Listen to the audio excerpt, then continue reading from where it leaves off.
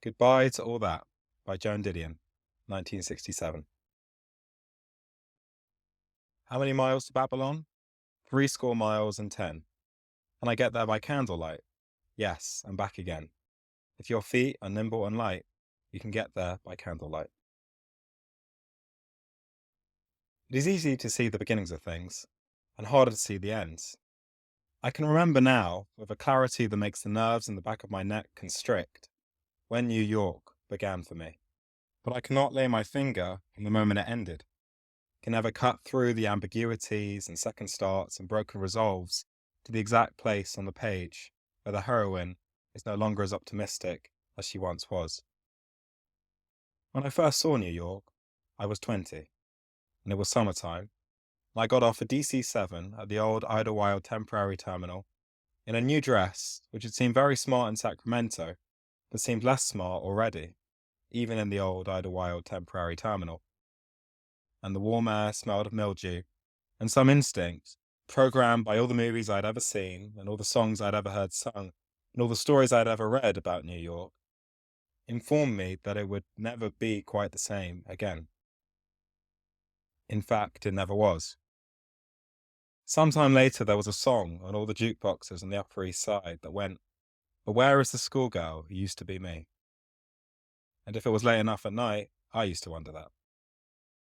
I know now that almost everyone wonders something like that sooner or later, and no matter what he or she is doing. But one of the mixed blessings of being 20 and 21, and even 23, is the conviction that nothing like this, all evidence to the contrary notwithstanding, has ever happened to anyone before. Of course, it might have been some other city, had circumstances been different, and the time been different, and had I been different. Might have been Paris or Chicago or even San Francisco. But because I'm talking about myself, I am talking here about New York.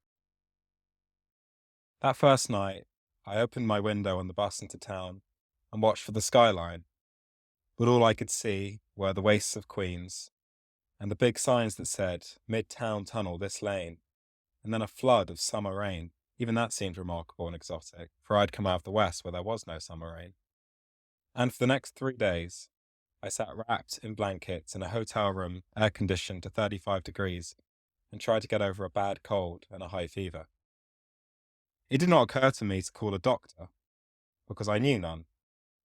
And although it did occur to me to call the desk and ask that the air conditioner be turned off, I never called, because I did not know how much to tip whoever might come. Was anyone ever so young? I am here to tell you that someone was. All I could do during those 3 days was talk long distance to the boy I already knew I would never marry in the spring. I would stay in New York, I told him, just 6 months, and I could see the Brooklyn Bridge from my window. As it turned out, the bridge was the Triborough, and I stayed 8 years. In retrospect, it seems to me that those days before I knew the names of all the bridges were happier than the ones that came later. But perhaps you'll see that as we go along.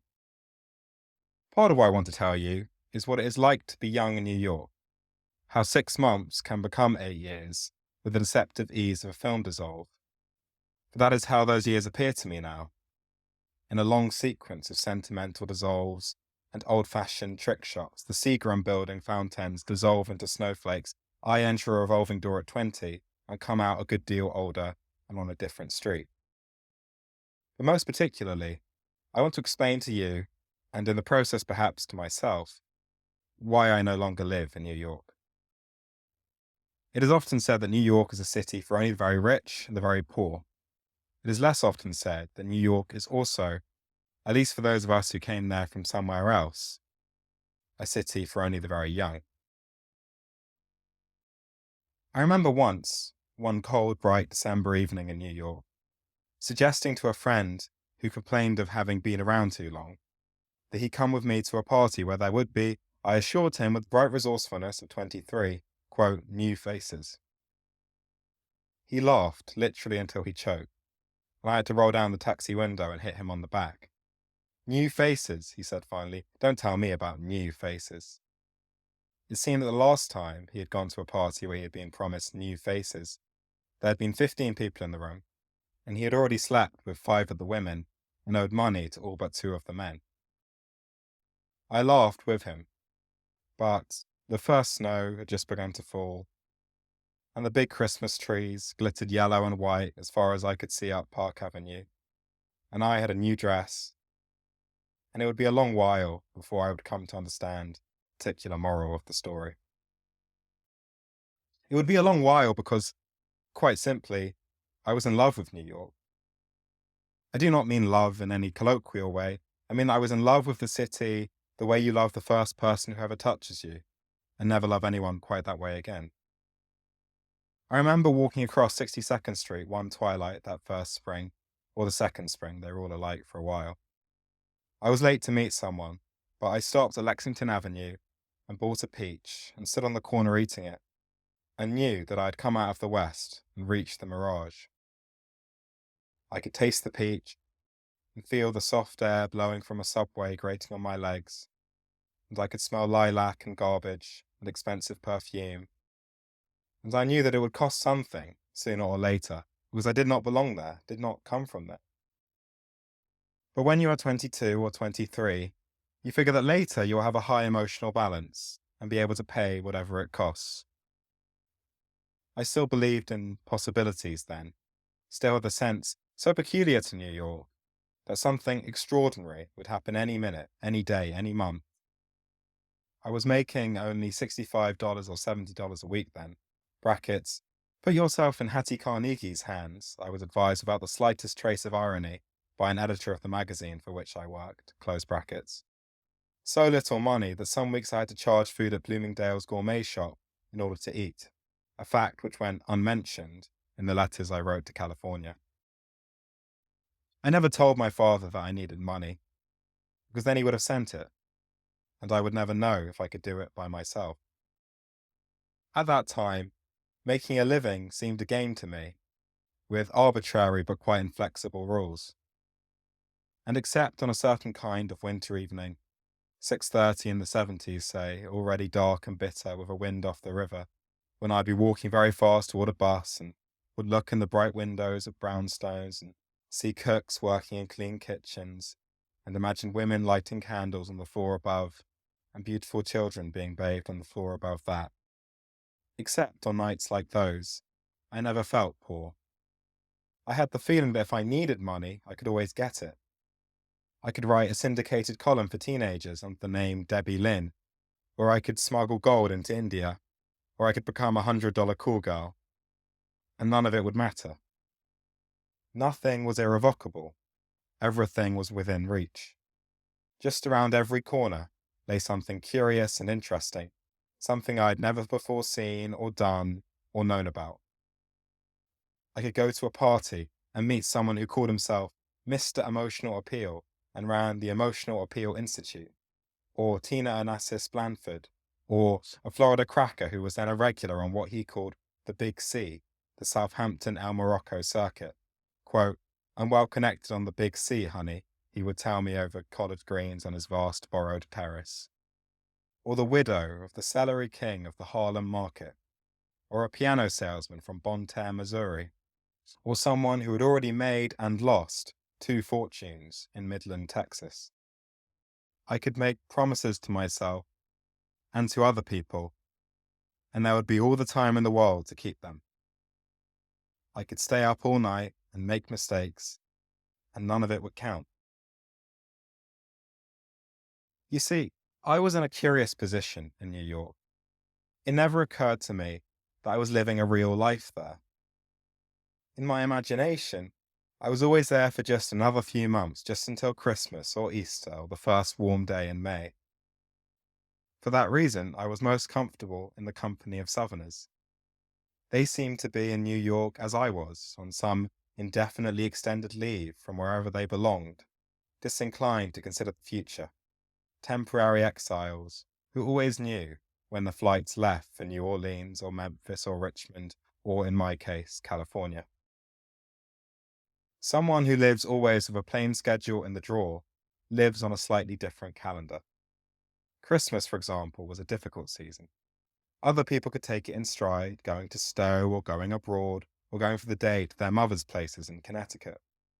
Those of us who believed that we lived somewhere else would spend it making and cancelling airline reservations, waiting for weather-bound flights as if for the last plane out of Lisbon in 1940, and finally comforting one another, those of us who were left, with the oranges and mementos and smoked oyster stuffings of childhood, gathering close, colonials in a far country. Which is precisely what we were. I'm not sure that it is possible for anyone brought up in the East to appreciate entirely what New York, the idea of New York, means to those of us who came out of the West and the South. To an Eastern child, particularly a child who has always had an uncle on Wall Street and who has spent several hundred Saturdays first at FAO Schwartz and being fitted for shoes at Bess, and then waiting under the Biltmore clock and dancing to Lester Lannon, New York is just a city, albeit the city, a plausible place for people to live. But to those of us who came from places where no one had heard of Lester Lannon, and Grand Central Station was a Saturday radio program, where Wall Street and Fifth Avenue and Madison Avenue were not places at all but abstractions, money and high fashion and the hucksters. New York was no mere city. It was instead an infinitely romantic notion, the mysterious nexus of all love and money and power, the shining and perishable dream itself. To think of living there was to reduce the miraculous to the mundane. One does not live at Xanadu. In fact, it was difficult in the extreme for me to understand those young women for whom New York was not simply an ephemeral estoril, but a real place. Girls who bought toasters and installed new cabinets in their apartments and committed themselves to some reasonable future. I never bought any furniture in New York. For a year or so, I lived in other people's apartments. After that, I lived in the 90s in an apartment furnished entirely with things taken from storage by a friend whose wife had moved away. And when I left the apartment in the 90s, that was when I was leaving everything, when it was all breaking up. I left everything in it, even my winter clothes and the map of Sacramento County I'd hung on the bedroom wall to remind me who I was. And I moved into a monastic four-room floor-through on 75th Street. Monastic is perhaps misleading here, implying some chic severity. Until after I was married and my husband moved some furniture in, there was nothing at all in those 4 rooms except a cheap double mattress and box springs, ordered by telephone the day I decided to move, and 2 French garden chairs lent me by a friend who imported them. Brackets. It strikes me now that the people I knew in New York all had curious and self-defeating sidelines.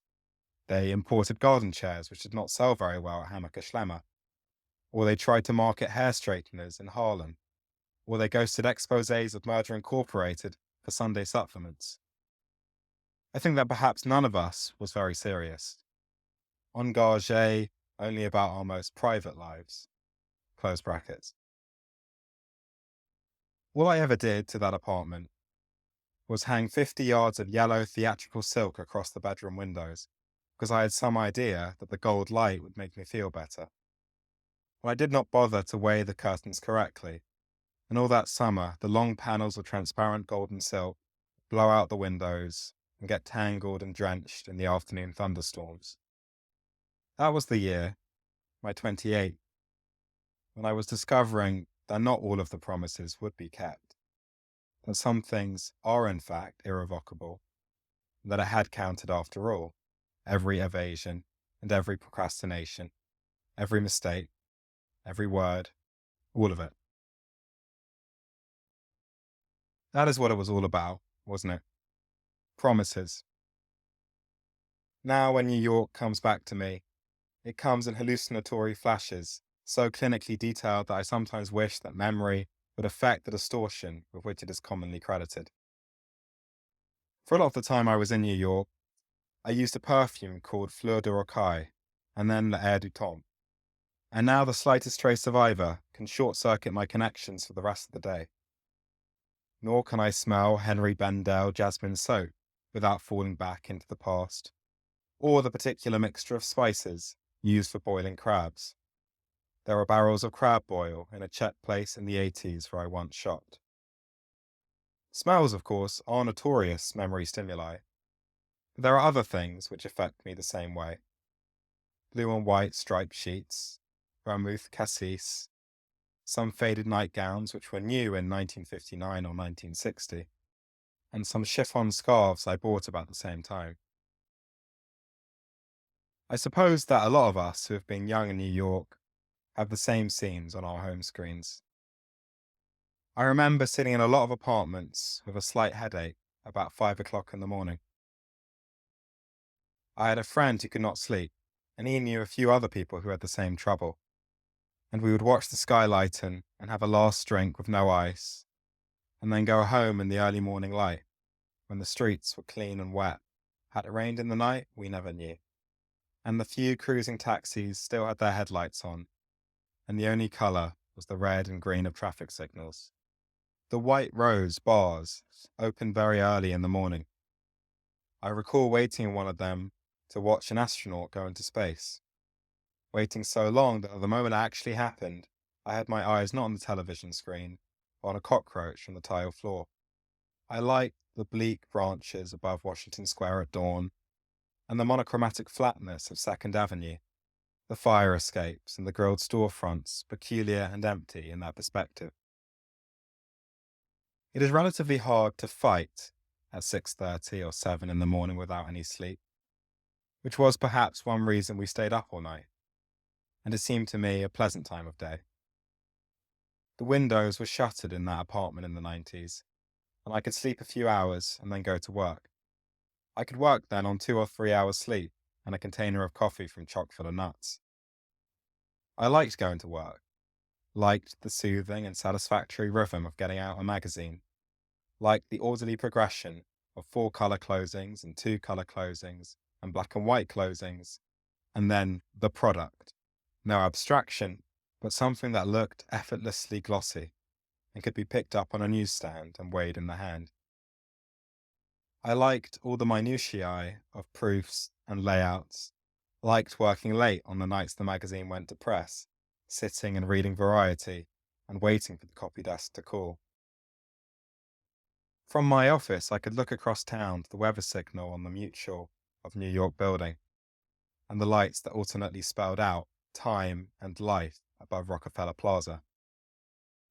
That pleased me obscurely, and so did walking uptown in the mauve 8 o'clocks of early summer evenings and looking at things. Low-stoff tureens in 57th Street windows, people in evening clothes trying to get taxis, the trees just coming into full leaf, the lambent air, all the sweet promises of money and summer. Some years passed, but I still did not lose that sense of wonder about New York. I began to cherish the loneliness of it, the sense that at any given time, no one need know where I was or what I was doing. I liked walking, from the East River over to the Hudson and back on brisk days, down around the village on warm days. A friend would leave me the key to her apartment in the West Village when she was out of town, and sometimes I would just move down there, because by that time the telephone was beginning to bother me. The canker, you see, was already in the rose, and not many people had that number. I remember one day when someone who did have the West Village number came to pick me up for lunch there, and we both had hangovers, and I cut my finger opening him a beer and burst into tears. And we walked to a Spanish restaurant and drank Bloody Marys and gazpacho until we felt better. I was not then guilt-ridden about spending afternoons that way, because I still had all the afternoons in the world. And even that late in the game, I still liked going to parties. All parties, bad parties, Saturday afternoon parties given by recently married couples who lived in Stuyvesant Town, West Side parties given by unpublished or failed writers who served cheap red wine and talked about going to Guadalajara, village parties where all the guests worked for advertising agencies and voted for Reform Democrats, press parties at Sardi's, the worst kinds of parties. You will have perceived by now that I was not one to profit by the experience of others, that it was a very long time indeed before I stopped believing in new faces and began to understand the lesson in that story, which was that it is distinctly possible to stay too long at the fair. I could not tell you when I began to understand that. All I know is that it was very bad when I was 28. Everything that was said to me, I seemed to have heard before, and I could no longer listen. I could no longer sit in little bars near Grand Central and listen to someone complaining of his wife's inability to cope with the help while he missed another train to Connecticut. I no longer had any interest in hearing about the advances other people had received from their publishers, about plays which were having second act trouble in Philadelphia, or about people I would like very much if only I would come out and meet them. I had already met them, always. There were certain parts of the city which I had to avoid. I could not bear Upper Madison Avenue on weekday mornings. Open brackets. This was a particularly inconvenient aversion, since I then lived just 50 or 60 feet east of Madison. Close bracket. Because I would see women walking Yorkshire Terriers and shopping at Gristeda's, and some Veblen-esque gorge would rise in my throat.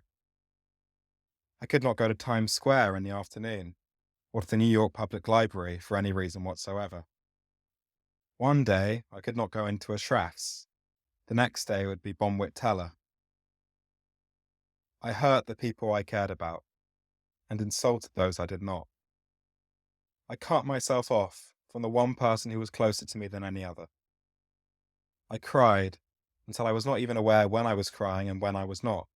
Cried in elevators and in taxis and in Chinese laundries. And when I went to the doctor, he said only that I seemed to be depressed and should see a, quote, specialist. He wrote down a psychiatrist's name and address for me, but I did not go. Instead, I got married, which, as it turned out, was a very good thing to do, but badly timed, since I still could not walk on Upper Madison Avenue in the mornings, and still could not talk to people, and still cried in Chinese laundries. I had never before understood what despair meant, and I'm not sure that I understand now, but I understood that year. Of course, I could not work. I could not even get dinner with any degree of certainty, and I would sit in the apartment on 75th Street, paralyzed, until my husband would call from his office and say gently that I did not have to get dinner, that I could meet him at Michael's pub or at Toots Shaw's or at Sardis East. And then one morning in April, we'd been married in January, he called and told me that he wanted to get out of New York for a while, that he would take a 6-month leave of absence, that we would go somewhere. It was 3 years ago that he told me that, and we have lived in Los Angeles since. Many of the people we knew in New York think this is a curious aberration, and in fact tell us so. There is no possible, no adequate answer to that, and so we give certain stock answers, the answers everyone gives. I talk about how difficult it would be for us to afford to live in New York right now, about how much space we need. All I mean is that I was very young in New York, and that at some point the golden rhythm was broken, and I am not that young anymore. The last time I was in New York was in a cold January, and everyone was ill and tired. Many of the people I used to know there had moved to Dallas, or had gone on Antabuse, or had bought a farm in New Hampshire. We stayed 10 days, and then we took an afternoon flight back to Los Angeles. And on the way home from the airport that night, I could see the moon on the Pacific and smell jasmine all around, and we both knew that there was no longer any point in keeping the apartment we still kept in New York. There were years when I called Los Angeles the coast, but they seem a long time ago.